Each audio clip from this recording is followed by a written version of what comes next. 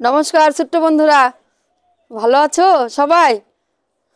খুব ঠান্ডা পড়ে গেছে না? ভীষণ ঠান্ডা। বলো, ঠান্ডার মধ্যে কি বিছানা থেকে উঠতে ইচ্ছা করে না, পড়াশোনা করতে ইচ্ছা করে না মনে হয় তোমাদের? পড়াশোনা করতেই হবে, তাই না? এবার ঠান্ডার মধ্যে কি সবাই ঘুরতে গিয়েছিলাম নিশ্চয়ই? সবাই ঘোরা হয়ে গেছে, এবার সবার স্কুল খুলে গেছে তো, তাই না? স্কুলে যেতে হবে, পড়াশোনা করতে হবে। শুধু ঘোরার দিকে ধান্দা বা ধ্যান দিলে তো হবে না। যাই হোক, তো এখন আমরা আবার পড়াশোনায় চলে যাই। আজকে কি শিখবে? কালকে কি শিখেছিলে? কালকে শিখেছিলে হচ্ছে বর্ণ, এলোমেলো বর্ণ সাজিয়ে, তাই তো? হ্যাঁ। আর আজকে শিখবো কি জানো?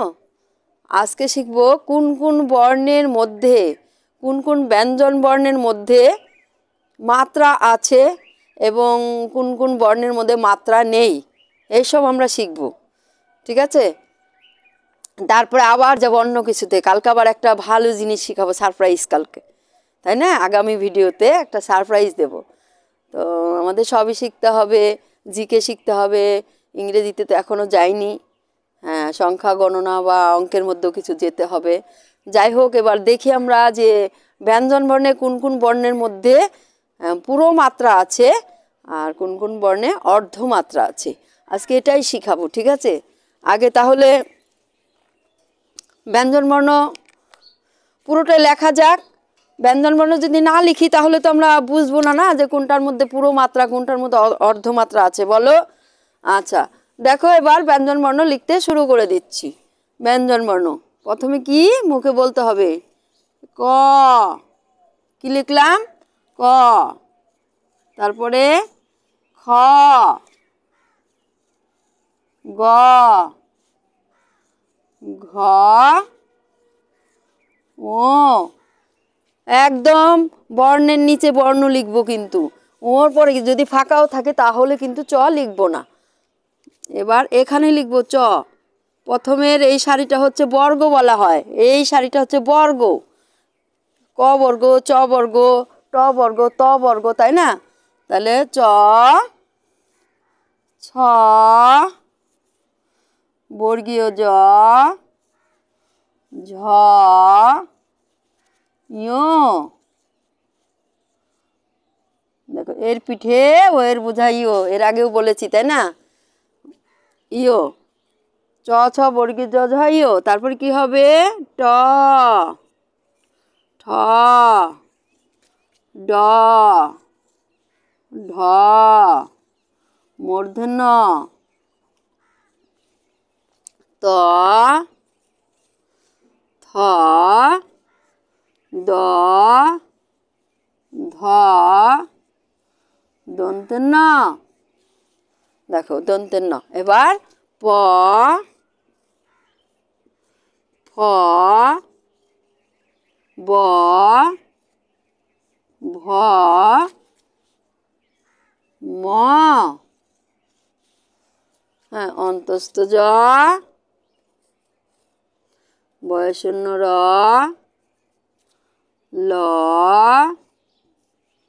ব, তালব্য স, মূর্ধন্য স, দন্তে স, হ, ডয়শূন্য র, ঢয়শূন্য র। তারপরে অন্তস্তীয় খণ্ডের ত। এবার অন্তস্থ নিচে বেশি জায়গা থাকলো না, অন্তস্তীয় খণ্ডের ত, অনেশ্বর, বিসর্ঘর, চন্দ্রবিন্দু। এই দেখো, এবার হচ্ছে কি, অনেক দিন ধরে শুধু বর্ণের মধ্যেই আছি, বর্ণ কিন্তু শেষ এখনো হয়নি। তো পুরোটা শিখতে অনেক টাইম লাগে, একটু একটু করে শিখছি আমরা, ধাপে ধাপে আগাচ্ছি, তাই না? তো বর্ণ যদি একদম একবারেই শিখে, একবারেই তো কেউ লাফ দিয়ে গাছে ওঠা যায় না, তাই না? আস্তে আস্তে আস্তে আস্তে আস্তে আস্তে উঠতে হয়। তো হাঁটতে হলে কি করতে হয়? ছোট্ট বন্ধুরা যখন হাঁটা শিখে 1 বছর বা 1.5 বছরে, তখন গুটি গুটি পা হাঁটা শিখতে শিখতে পড়ে যায়, আবার দাঁড়ায়, পড়ে যায়, আবার দাঁড়ায়, তারপর আস্তে আস্তে আস্তে আস্তে শক্ত হয়ে সে দৌড়াতে পারে। ঠিক আমরাও ঠিক তাই, ধাপে ধাপে ধাপে ধাপে ব্যঞ্জনবর্ণ স্বরবর্ণ কমপ্লিট যদি না করতে পারি তাহলে কিন্তু আমরা রিডিং পড়তে পারবো না। তাই সব কিছু শিখতে হবে, তাই না? এবার মাত্রা কিসে কিসে মাত্রা আছে, সেটা পুরো মাত্রা কিসে কিসে আছে তোমাদের আমি সেটা দেখাবো। যেমন দেখো, এই কয়ে পুরো মাত্রা, ঘয়ে পুরো মাত্রা, জয়ে পুরো মাত্রা, ছয়ে পুরো মাত্রা, বর্গীর জয়ে পুরো মাত্রা, ঝয়ে পুরো মাত্রা, ঠিক বাম দিকে মাত্রা, পুরো মাত্রা হবে না, হ্যাঁ এটা বাম দিকে অর্ধমাত্রা, এটাও মাত্রা আছে, ধরো ঝও মাত্রা আছে, কারণ ব যেহেতু পুরো মাত্রা আছে, ব দিয়েই তো ঝ, তাই না? ব দিয়েই তো ঝ, তাই এটাও পুরো মাত্রা। ইয়োতে মাত্রা নেই। টয়ে পুরো মাত্রা, ঠয়ে পুরো মাত্রা, ডয়ে পুরো মাত্রা, ঢয়ে পুরো মাত্রা, তয়ে পুরো মাত্রা, থয়ে নাই অর্ধমাত্রা আছে থয়ে, দয়ে পুরো মাত্রা, দন্তে ন পুরো মাত্রা, ফ পুরো মাত্রা, ব পুরো মাত্রা, শেষ, ভ পুরো মাত্রা, ম পুরো মাত্রা, অন্তস্থ জ পুরো মাত্রা, বয়শূন্য র পুরো মাত্রা, ল পুরো মাত্রা, ব পুরো মাত্রা, তালব্য স অর্ধমাত্রা, মূর্ধন্য স পুরো মাত্রা, দন্তে স পুরো মাত্রা, হ পুরো মাত্রা, ঢয়শূন্য র পুরো মাত্রা, ঢয়শূন্য রতে পুরো মাত্রা। এবার অন্তস্থ জতে পুরো মাত্রা। প্রত্যেকটা বর্ণের মধ্যে পুরো মাত্রা, কিছু কিছু অর্ধমাত্রা আছে, সেটা কি, যেমন খ, গ, উতে মোটেই মাত্রা নেই, পুরো মাত্রাও নেই, অর্ধমাত্রাও নেই। ইওতেও পুরো মাত্রাও নেই, অর্ধমাত্রা নেই, কারণ এ এর সঙ্গে ও, ওই যে বলেছিলাম না যে এর পিঠে ও এর বোঝা চাপিয়ে দেওয়া হয়েছে, তাই হয়েছে ইও। কি হয়েছে, ইও। তাই এই দুটোর মধ্যেও কিন্তু একসঙ্গে অ্যাডজাস্ট হয়েছে, যুক্ত হয়েছে বলে এটা যুক্তাক্ষরের মধ্যে পড়ে ইওটা, তাই না? এটার মধ্যে কোনো মাত্রা নেই, এটা মাত্রা নেই। আর অর্ধমাত্রার কিসে হবে, দেখো, মূর্ধন্যতে অর্ধমাত্রা, থতে অর্ধমাত্রা, ধতে অর্ধমাত্রা, কিসে অর্ধমাত্রার, আর কিসে, তালব্যর সাথে অর্ধমাত্রা। হ্যাঁ, তাহলে কয়টা, 1 2 2 3 4 5 এই 5টা বর্ণে হচ্ছে অর্ধমাত্রা, আর পুরো বাদবাকি সবগুলোতে কিন্তু পুরো মাত্রা, তাই না? এবার কোনটায় কোনটা অর্ধমাত্রা, কোনটা কোনটা পুরো মাত্রা, দেখো লেখা কি করে সুন্দর হবে। এই যে কম্পিটিশন দেখতে পাচ্ছি, যে এত সুন্দর হ্যান্ড রাইটিং, দেখে মন ভরে যায়, তাই না? তো হ্যান্ড রাইটিং কী করে ভালো হবে সেটা আমাদের অবশ্যই জানতে হবে।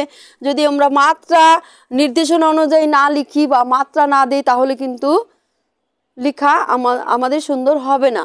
তাই আমারও লেখা সুন্দর না যদিও, যাই হোক, কিন্তু চেষ্টা করছি তোমাদের সঙ্গে থেকে থেকে যদি লেখাটা সুন্দর হয়, তাই না? এই জন্য মাত্রা দিয়ে আমাদের লিখতে হবে, ঠিক আছে বন্ধুরা? তোমরা চেষ্টা করবে মাত্রা দিয়ে লেখার জন্য। তাহলে বর্ণ আজকে থেকে সমাপ্ত। বর্ণ না, এবার বর্ণের পরে বর্ণ দিয়ে কি কি হয়, আবার এলোমেলো ফাঁকা ঘর পূরণ, ওই সব শিখাবো এখন।